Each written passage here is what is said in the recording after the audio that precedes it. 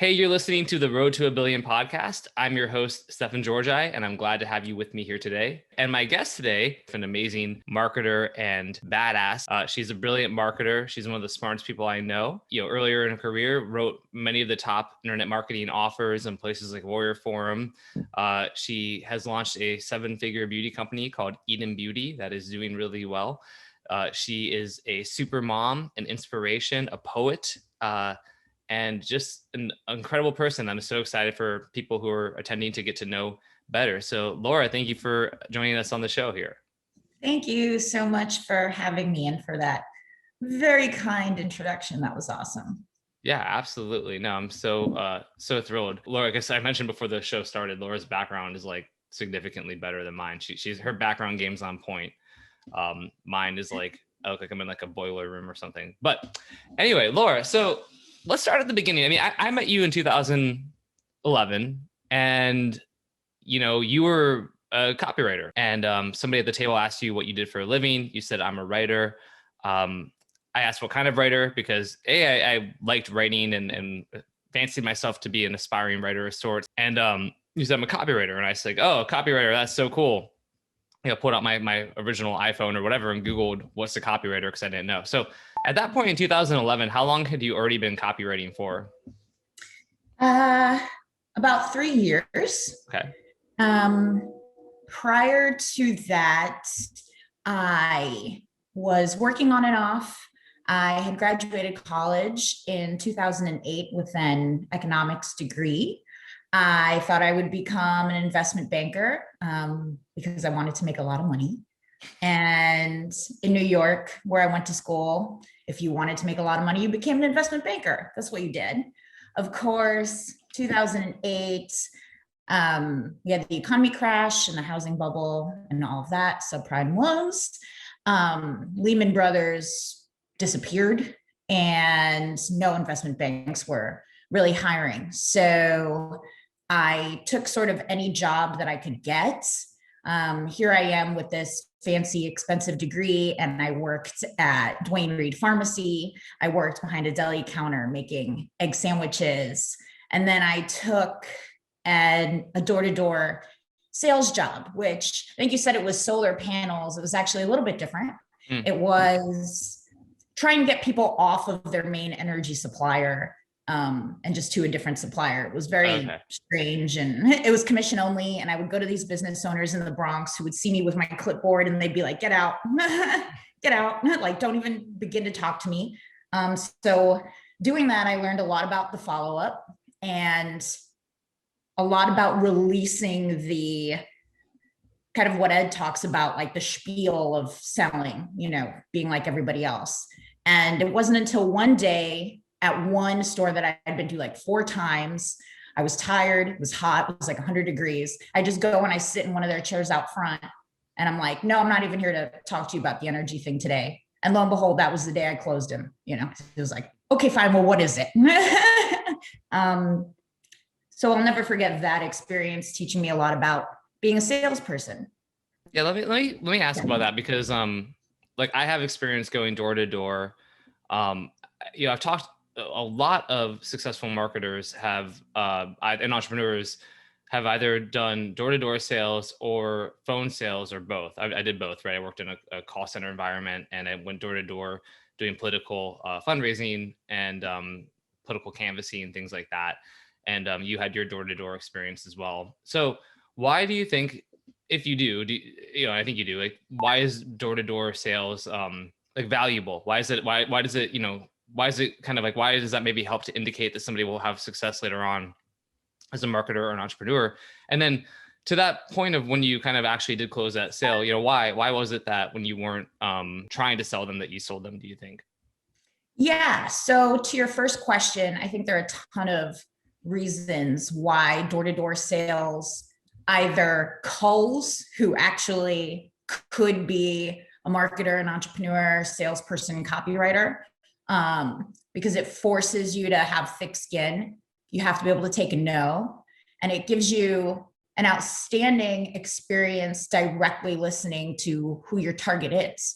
Sometimes when you're just copywriting, you read forums, you do research in other ways, but you don't have that conversation with that one person at the end of the line, getting to hear their every single objection, really understanding where they're coming from. So that's one of the reasons why I think it's a totally invaluable experience. And the reason why I think I closed that guy that day and then took, not that I turned it into a technique, but the lessons that I learned from it forward, is because it just opened us up to have a conversation. Instead of me coming and saying, you know, what's your current energy rate? Did you know you could drop it by 10% if you switch?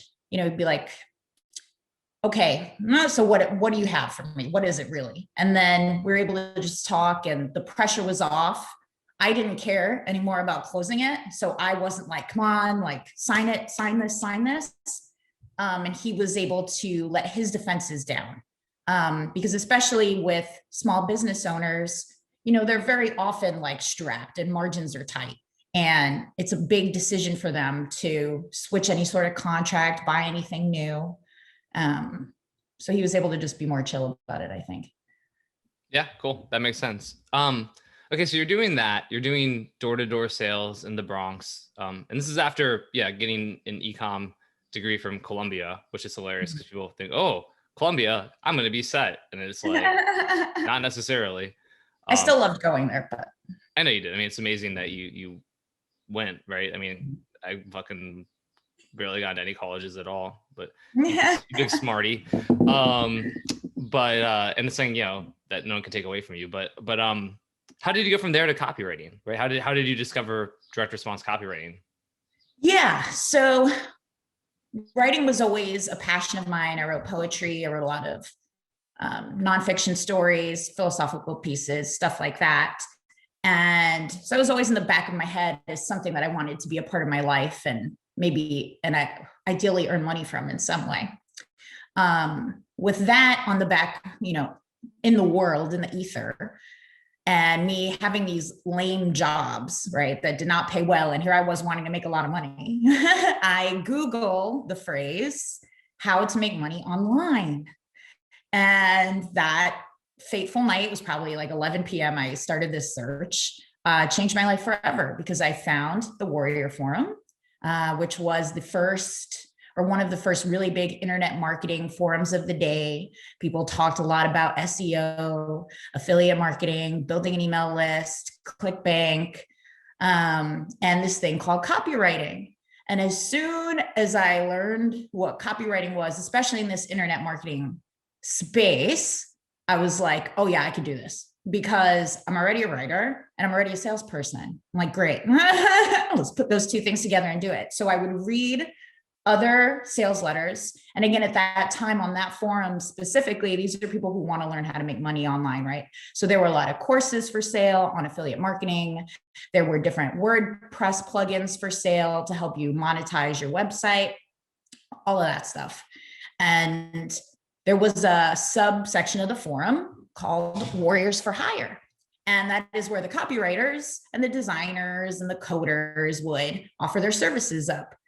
And so I wrote my own sales letter offering my services to write you a sales letter for $97, a sales letter. And I still believe people can do something like this to this day, be it on Facebook or another internet marketing forum, you know, where they just pitch themselves. They're like, hey, hire me. And I just used a lot of compelling writing. I openly addressed the huge obstacle of, oh, but I've never actually done this for a client before. Because I was like, yeah, that's why, one, I'm doing it for you super cheap to prove myself. And two, if this letter has compelled you, there you go, click the button and buy. A lot of hard closing. I love a hard close. And yeah, I put up that post. The next day, I had 6 people who hired me. So it was just about $600. I made it overnight. And then, you know, nothing will ever be the same after that, right?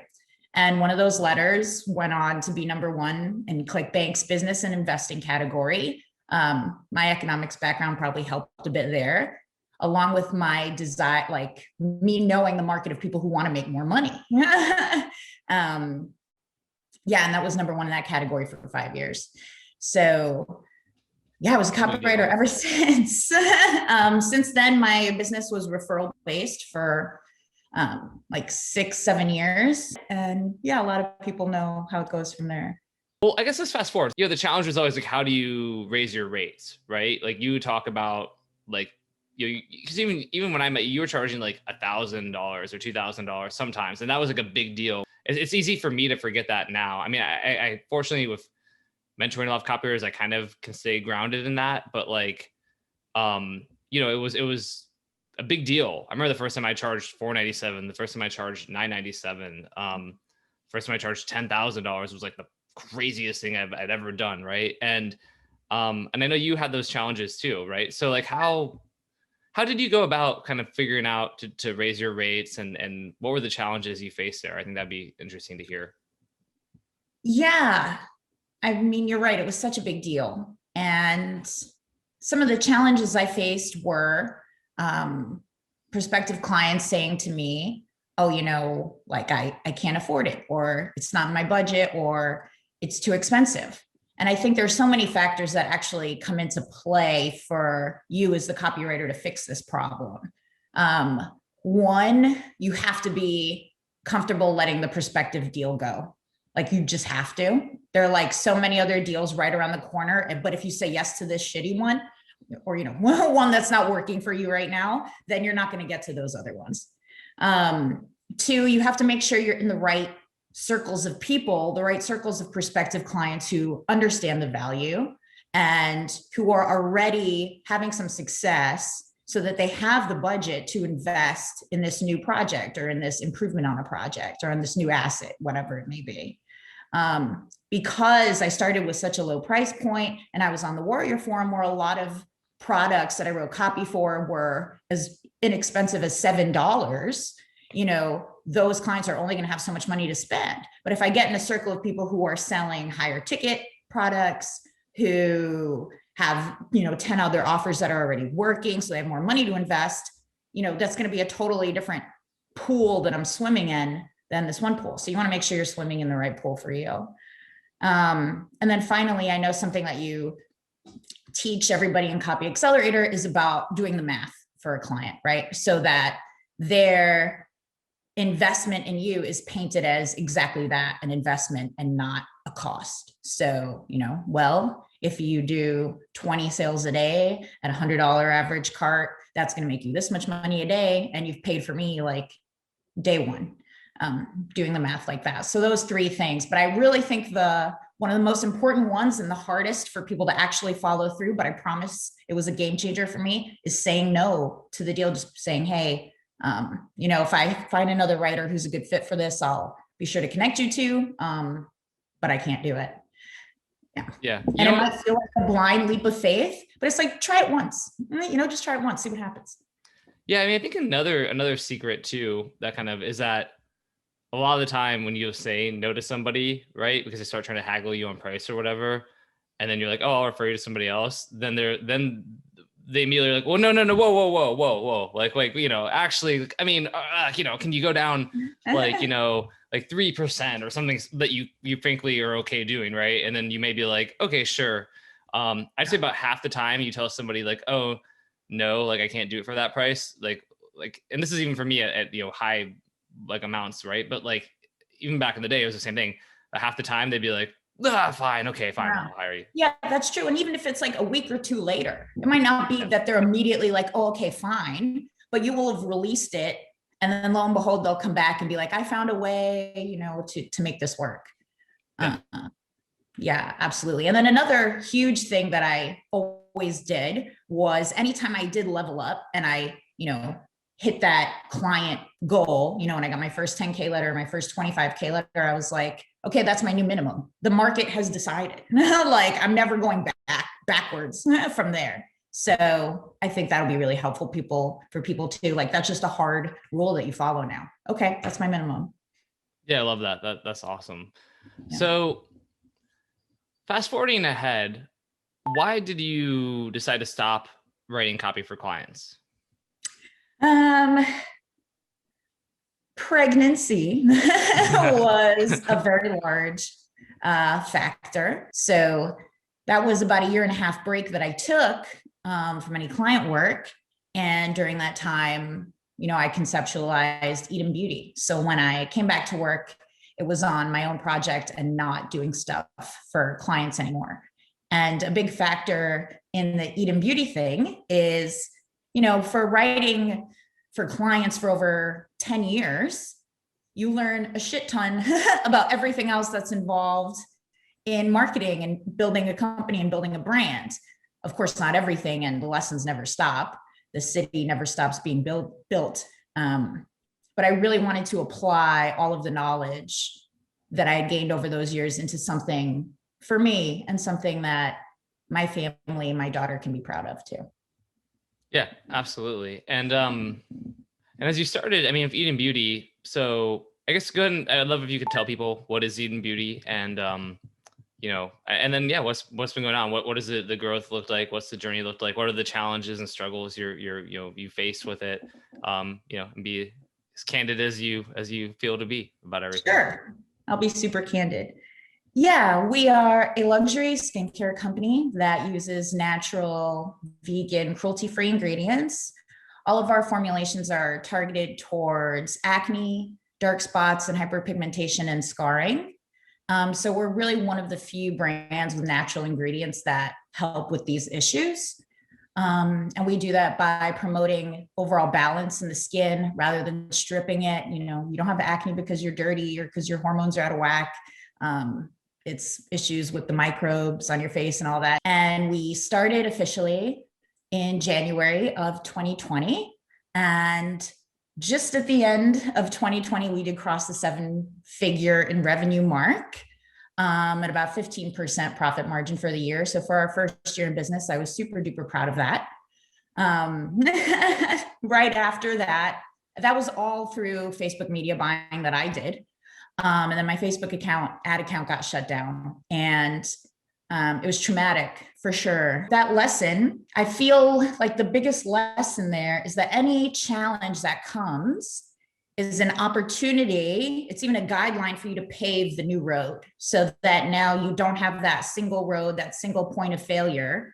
Hey, we're going to break that for you. So now you have another road, and then you're gonna have 2 roads and 3 roads and 4 roads. And so that never stops. Like that will always continue. So that's what that taught me. So during the first few months that my ad account was shut down, I really worked on remonetizing my existing customers through our email list. We really improved our social and organic traffic.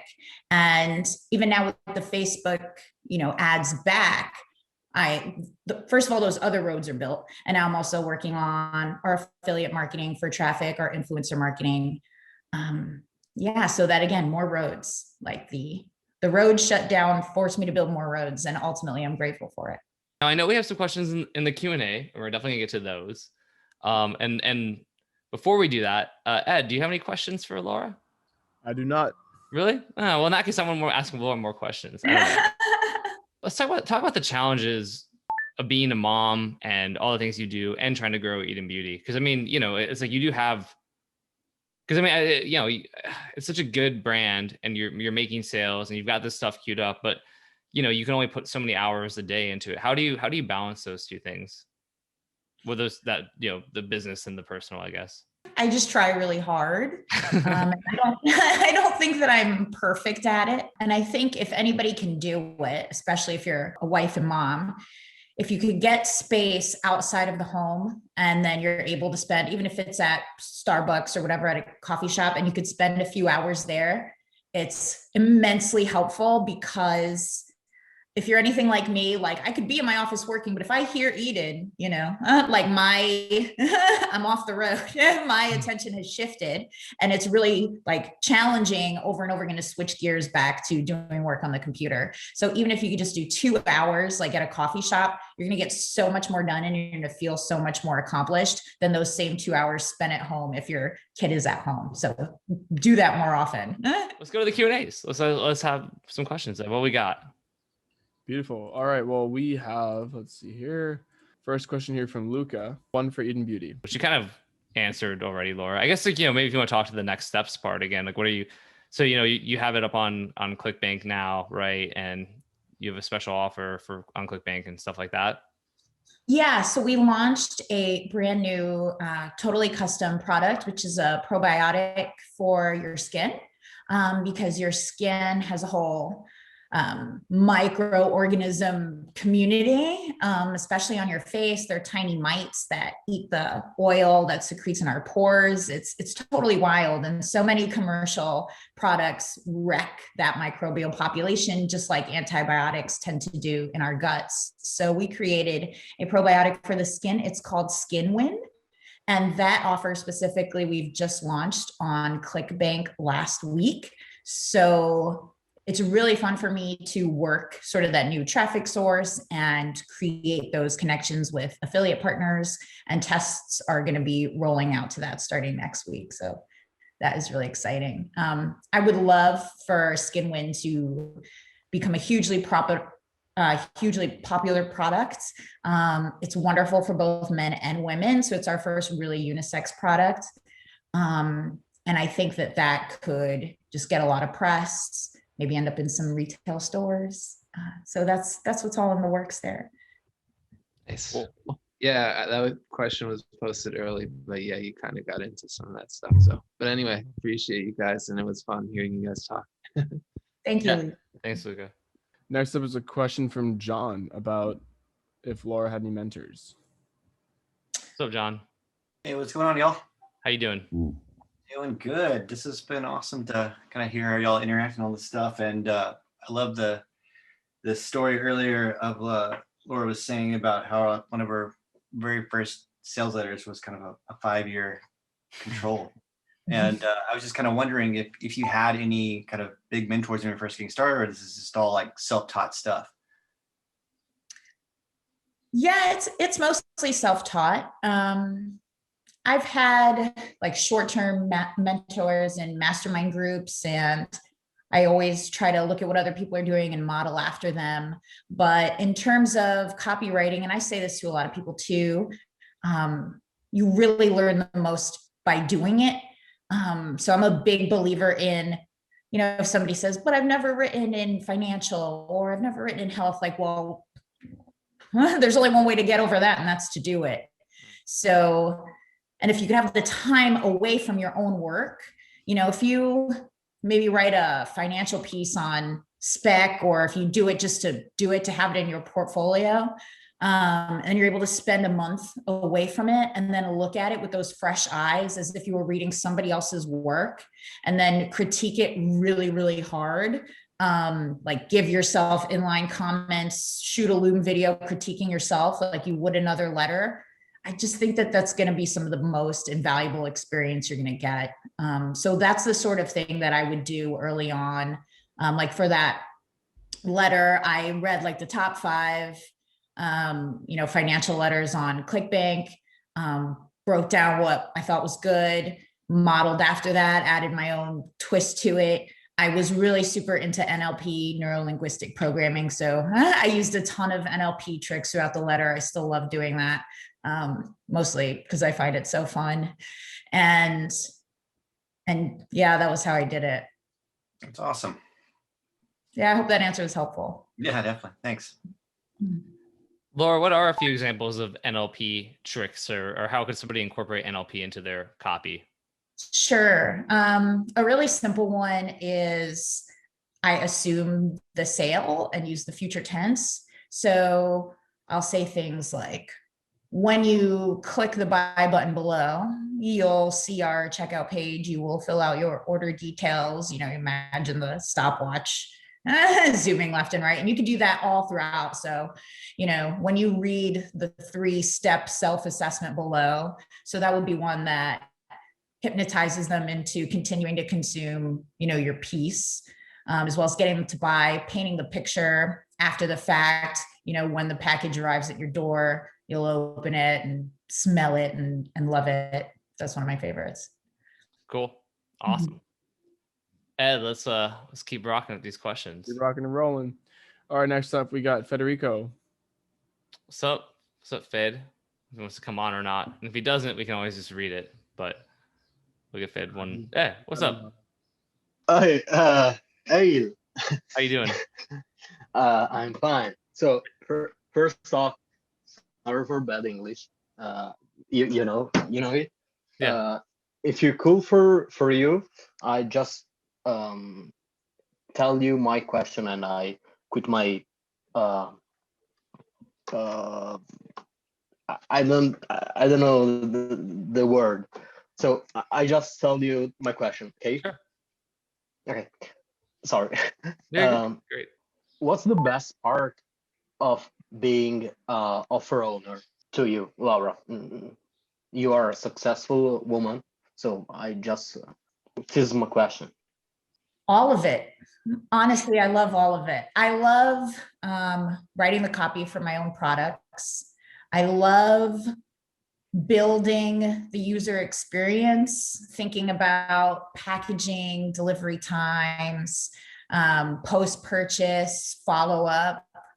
That was one of the reasons why I really desired to outsource my media buying as soon as I got it to a place that I thought I would be able to hand it off, because then I could just work on everything that is getting repeat customers, right? Like building that experience so they come back and buy again. And then my media buying team could do that front end acquisition.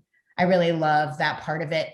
It's like a mixture of math, right? Like, okay, we need this sequence to go out at this time because it generates this much and it performs at this rate, and the art of how do I give them a beautiful experience that makes them happy. I really like combining those two things together. Cool. Awesome. Well, Fede, hopefully, Super. yeah, hopefully that was helpful. Thank you so much. Thank Of course. you. All right. Grant's not on to ask this call, so I'm gonna. Oh, yes, he is. There Hey, he he is. is. Look at him. Man, Hey Laura, how are you? Hi, Grant. I'm good, thank you. What are some of the biggest, lessons along the way, kind of things you wish you would have known, knowing what you know now, and some of the stuff that you did right that you think other people should do the same and stuff like that?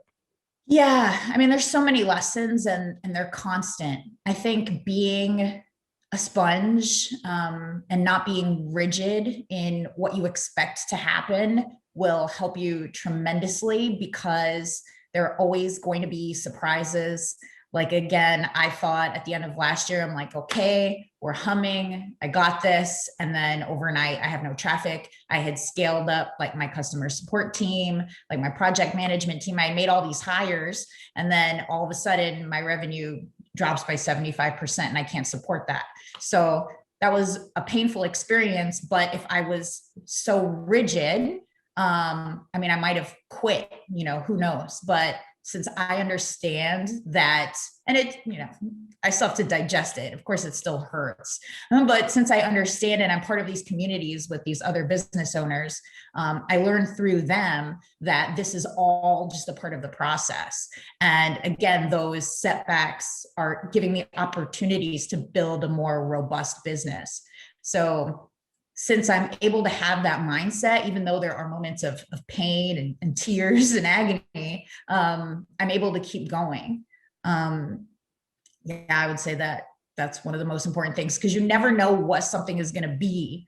Right. You could plan for as long as you like, but until your hands are in the clay, you really don't know what's going to form. That's amazing. Thank you so much for the words of wisdom. Hey, thank you. this is a pretty straightforward question from, I guess, Jennifer about clinicals for product claims. Hold on. Oh, she's not here. So the question is, do you have clinicals for your product claims? I don't know what that means.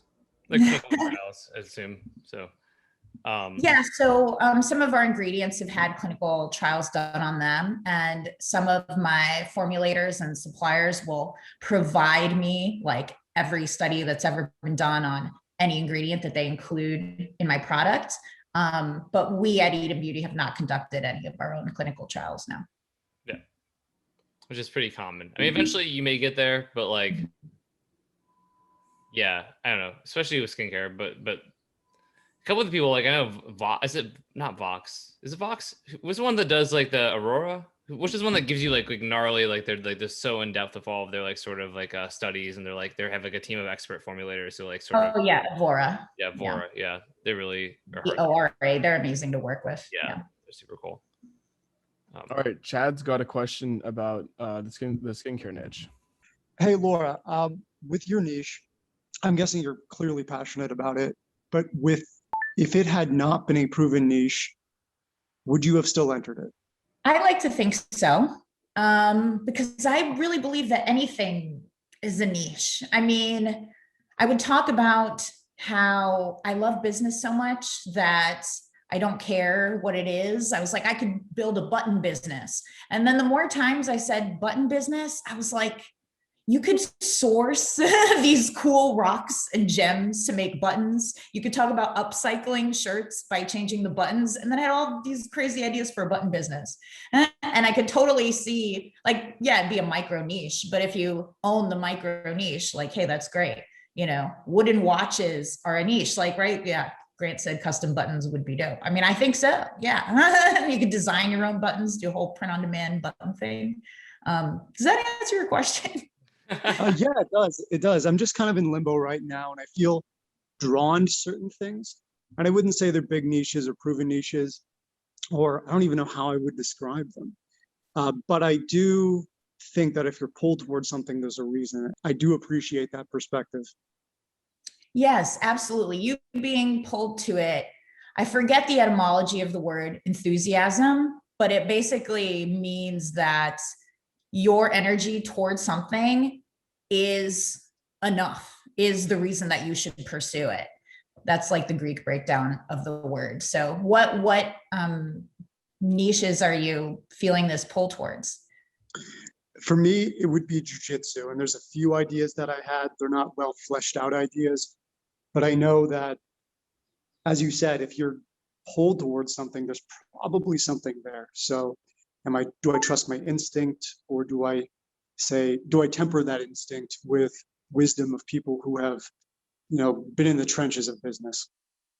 Trust your instinct, absolutely. And just think, what's the smallest, least intensive time and capital intensive way that you can get your feet into this market? Maybe it's partnering with somebody who already has like some sort of jujitsu training or group or community, whatever it may be, putting out a YouTube video on it. I don't know what you want to do, but there are ways that you can see if your instinct is right without, going full ham right out of the gate.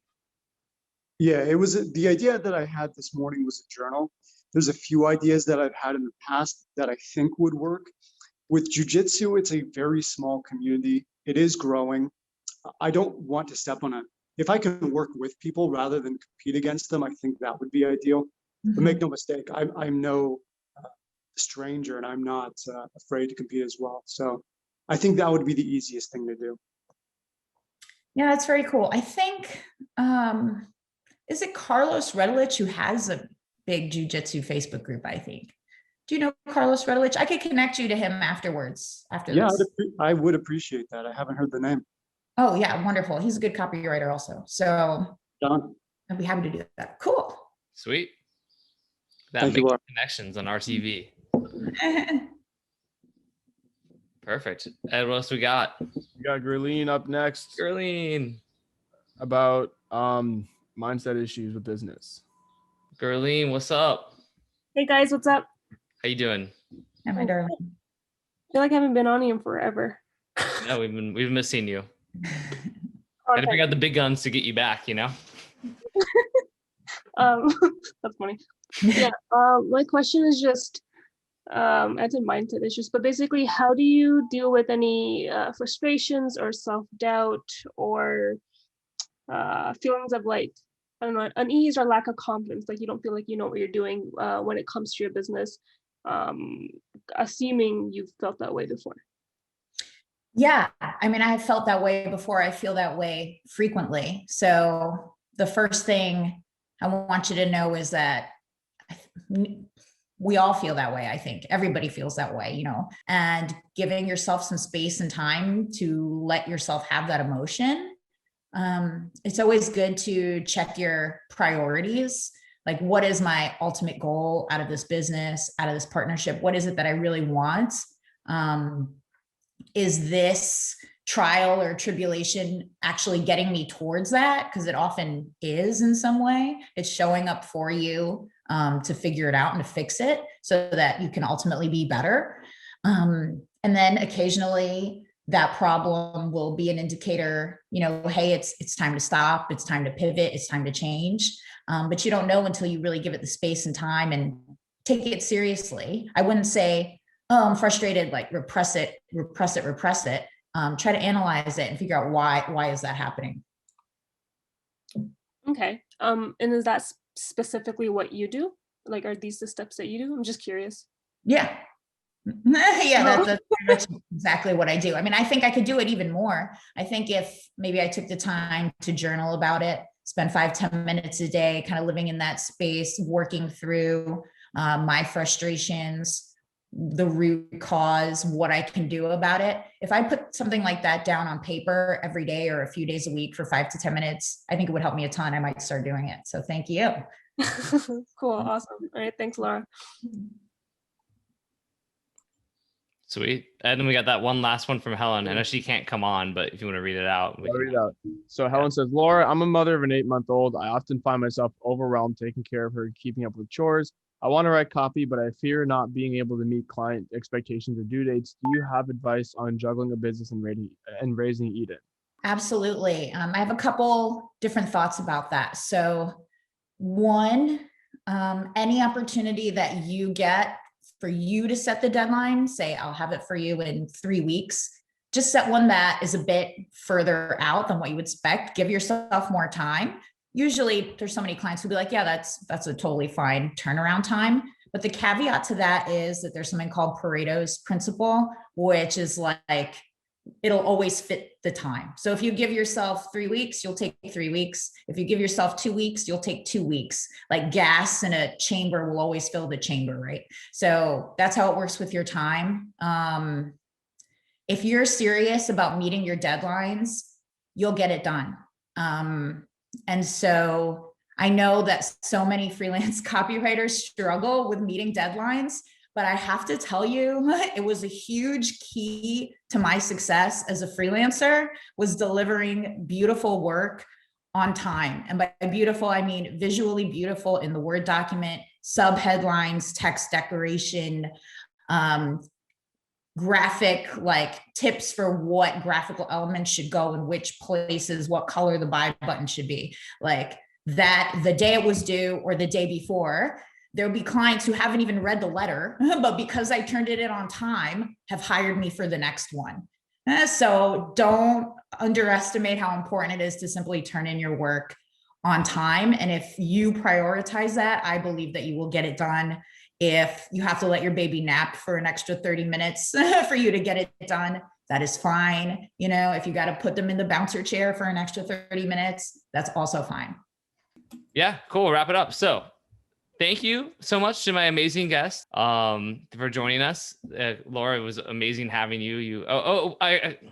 People want to interact more. They want more Laura in their lives. What do they do? Where do they go? What's the best way? Yeah, I think the best way would be to make sure we're friends on Facebook. My name on there is Laura Catella. You can just add me. I love chatting with people and helping them. I've had some amazing calls with Gerline. Those fill me up so much. So if anybody would like to do something like that, especially if you were here and spent an hour and 11 minutes, 11:11, everyone, you can make a wish now if you're on the West Coast. I'd be happy to do that with anybody who is here. So feel free to add me on there. Awesome. And give Laura some love on Instagram. You got your BitClout set up too. We can go. Yes, you can invest in me on Laura C on BitClout.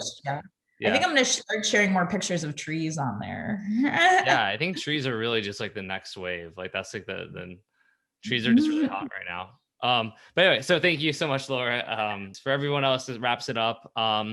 Make sure that if you are watching the replay on YouTube, you leave a comment, hit the like button, let us know what you got from this episode, any questions we should have asked and didn't ask. And if, we can always do a part 2 someday. If you listen on iTunes, make sure to leave a review, make sure you're subscribed. all of that good stuff. And we'll go from there. Thank you, everybody, and have a wonderful rest of your week. Thank you. Thank you.